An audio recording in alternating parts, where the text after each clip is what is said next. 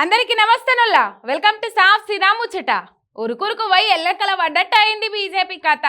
అబ్కీ bar Modi సర్కార్ 400 సీట్లతోటి మళ్ళా గెలుస్తాం, మా పువ్వు పవరేందో చూపిస్తామని పొంకనాలు కొట్టిర్రు. ఓట్లైనాక పువ్వు కాడలను ఏడి కాడ దొక్కేసిండ్రు నార్త్ ఇండియా జనాలు. సౌత్ల సీట్లు ఆదుకున్నాయి గాని అవి గిట్ల లేకుంటేనా పువ్వు గుర్తు పతారకు పిన్నం పడేదే. సాగు తప్పి కన్ను లొట్టబోయినట్టు అయింది బీజేపీల పరిస్థితి. ఉత్తరం బాధోళ్ళు చీగొట్టిండ్రు, దక్షిణమోళ్ళే దగ్గర తీసిండ్రు. దక్షిణమోళ్ళు దగ్గరికి రానియకుంటే అబ్కీ బార్ మోడీ సర్కార్ నినాదానికి పిండం పడేదే. కర్ణాటక, తెలంగాణ, ఆంధ్రాలే ఇప్పుడు బీజేపీని ఆదుకున్నాయి. అటు నితీష్ కూడా జాడిచ్చేటట్టే ఉన్నాడు. చంద్రం సార్ కూడా ఎప్పుడు రంధ్రం పెట్టేది తెలియదు.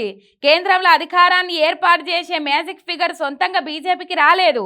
ఈ ఎన్నికలలో మిత్రపక్షాలు మద్దతు లేకుండా బీజేపీ అధికార పీఠం మీద కూర్చునడం అసాధ్యమే ఉండేటట్టున్నది. అటు ఇండియా కూటమోళ్ళు కూడా మ్యాజిక్ ఫిగర్ కు దగ్గరనే ఉన్నారు. ఎన్డీఏ దోస్తులను బయట గుంజి మనం సర్కారు గుడగడదాం రాన్రి అని పిలుస్తుండ్రు. మోడీ చేతుల అవమానాలు ఇంకెన్నొద్దులు పడతారు, రాన్రి మనమంతా దేశాన్ని వెళ్దామని పిలుస్తున్నారు. ఇక ఇండియా కూటములకు అధికారాన్ని ఓనియద్దని మోడీ సారు కేబినెట్ మీటింగ్ పెట్టి మిత్రపక్షాలన్నింటినీ పిలిచిండ్రు.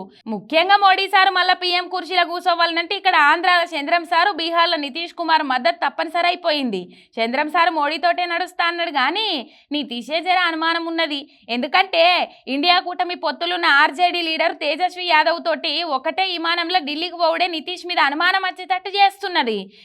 ఇప్పటికైనా బీజేపీలు అర్థం చేసుకోవాల్సింది ఏంటంటే జనాలు ఆరోగ్యన్సీని భరించలేరు. దేవుని పేరు మీద ఎన్ని రాజకీయాలు చేసినా ఎక్కువ కాలం చెల్లయి.